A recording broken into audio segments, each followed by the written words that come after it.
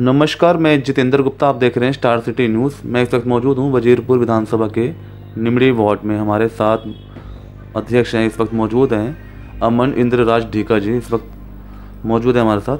Sir, आपका स्वागत है इंद्रराज जी। मेरा आपसे पहला सवाल है कि आपको जो पार्टी ने एक जिम्मेदारी दी है मंडल अध्यक्ष की जी, तो अभी तक आपने क्या क्या अपने मंडल के लिए वर्क किया है? लगभग हमें 4-5 महीने हो गए हैं और दिल्ली प्रदेश द्वारा जितने भी हमें कार्य दिए गए हैं, जितने भी कार्यक्रम हमें दिए गए हैं अभी तक, वो सारे बहुत अच्छे तरीके से हमारे निमड़ी मंडल के वार्ड के कार्यकर्ताओं द्वारा और स्थानीय जनताओं को हमें काफ़ी अच्छा यहाँ पर सहयोग भी मिला है उस कार्यक्रमों के अंदर। और अभी तक पार्टी ने जो भी हमें काम दिए गए हैं, चाहे वो दीनदयाल उपाध्याय जी की जन्म जयंती का हो, चाहे वो हमारे और भी कार्यक्रम रहे विभिन्न प्रकार के, सारे पार्टी ने जो कार्यक्रम दिए बहुत अच्छे तरीके से अभी तक हुए हैं। कार्यकर्ताओं का बहुत अच्छा सहयोग भी रहा है उसमें। सर, आपका निमड़ी वार्ड है, यहाँ के क्या क्या बेसिक समस्याएं बनी हुई हैं? देखिए, बेसिक समस्याओं की अगर मैं बात करूं तो आप पार्षद जी की जो काम होते हैं सफाई व्यवस्था, पार्कों का रखरखाव, वॉकवेज होते हैं पार्कों के, और एक समस्या यहाँ पर जे कॉलोनी में और रहती है स्ट्रे काउस की और स्ट्रे डॉग्स की।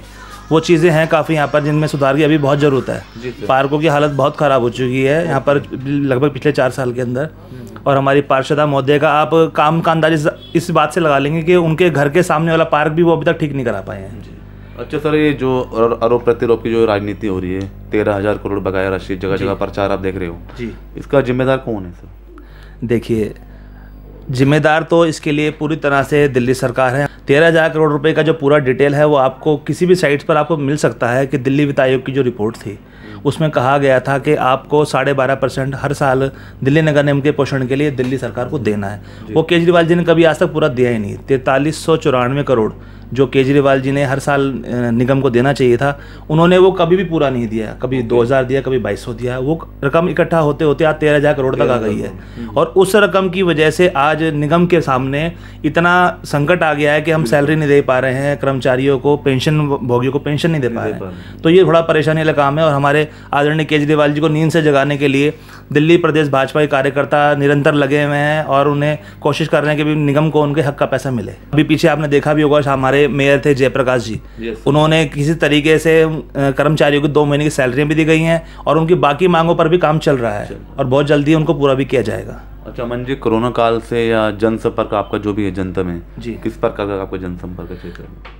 देखिए, कोरोना काल के अंदर हमें पार्टी द्वारा जो काम दिए गए और हमारा RSS सेवा भारती के द्वारा हमने पूरे क्षेत्र के अंदर, पूरे निमड़ी मंडल नहीं, पूरे भारतनगर के अंदर, हमारा भारतनगर क्षेत्र है पूरा, इसके अंदर हमने हमारा डेली का जो वर्क था 2000 पैकेट खाने के हम वितरण किया करते थे। और रोज़ाना सेवा भारती पे जो हमें कॉल आया करते थे उसमें हम 50 लोगों को राशन किट्स अवेलेबल रोज़ कराई हमने। और लगभग ये कार्य हमारा 3 से 4 महीने के करीब चला है। और उस वक्त हमारा लोगों से जनसंपर्क भी रहा, लोग अपने घरों में थे, अदर पार्टीज़ भी अपने घरों में थी और भारतीय जनता पार्टी का कार्यकर्ता और संघ का कार्यकर्ता रोड पर था। अमन जी, 1 साल रह गया अब तो चुनाव का, क्या तैयारियां चल रही, कुछ बताएंगे इस बारे में?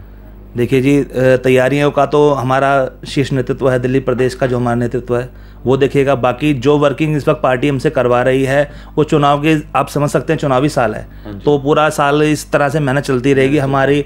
और हम कोशिश करेंगे कि भाई जो चूक पिछली बार रह गई, शायद संगठन से रह गई या जनता से रह गई, इस बार वो ना हो और हमारा कैंडिडेट जो भी हो इस वार्ड से वो जीत कर आए और भारतीय जनता पार्टी का परचम एक बार फिर से निमड़ी मंडल के अंदर लहराए। आपकी कोई तैयारी सर अगर आपको पार्टी देती है? देखिए, मैं आपको इस बार में स्पष्ट करूं कि पार्टी ने मुझे मंडल अध्यक्ष बनाया, मुझे जिम्मेदारी दी है और मैं एक पार्टी का समर्पित संगठित सिपाही हूं।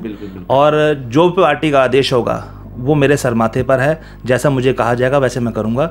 मुझे अगर कोई कैंडिडेट दिया जाएगा तो मैं उसके भी साथ हूं और जो मेरे लिए आदेश होगा मैं उसके भी साथ हूं। तो क्षेत्रीय विधायक जी कैसा रोल है यहाँ पे? राजेश गुप्ता जी हैं जी, राजेश गुप्ता जी को ढूंढना पड़ता है, राजेश गुप्ता जी नहीं मिलते हैं। स्थानीय जनता को छोड़िए, अगर हम जैसा कोई जनप्रतिनिधि भी अगर उनसे मिलने की कोशिश करता है तो उन्हें भी ढूंढना पड़ता है कि उनका ऑफिस कहाँ है या उनका घर कहाँ है या जो भी बातें हैं। पीछे भी हम लोगों ने एक पूरी दिल्ली के अंदर जितने भी हमारे आम आदमी पार्टी के विधायक हैं सबके आवासों के बाहर हमने एक सांकेतिक धरना दिया गया था। वो हमने भी दिया था अपनी विधानसभा में राजेश गुप्ता जी के बाद। लेकिन उस धरने का हमें मतलब वो राजेश गुप्ता जी ने हमसे घर से बाहर निकल के मिलना भी जरूरी नहीं समझा। इस तरह की हमारे विधायक की कार्यशैली है। सर, 2020 काफ़ी संकटों के साथ रहा। अब 2021 से एक नव वर्ष शुरुआत हुई है, तो आप अपनी जनता में क्या संदेश देना चाहते हैं? देखिए 2020 एक ना भूलने वाला साल रहा है सभी के लिए, मेरे लिए भी और सब जनता के लिए, सभी के लिए, पूरी दुनिया के लिए। और हमारी ईश्वर से यही मंगल कामना है कि आने वाला समय 2021 पूरी जनता के लिए, पूरे क्षेत्रवासियों के लिए एक अच्छा साल बनकर आए और परमात्मा सबको सुख संपत्ति और अच्छा स्वास्थ्य दे। यही मेरी मंगल कामना है सभी लोगों के लिए। स्टार सिटी न्यूज़ में समय देने के लिए अमन जी धन्यवाद। तो यह हमारी सीधी बात अमन इंद्र राज ढीका जी से, स्टार सिटी के साथ मैं जितेंद्र गुप्ता।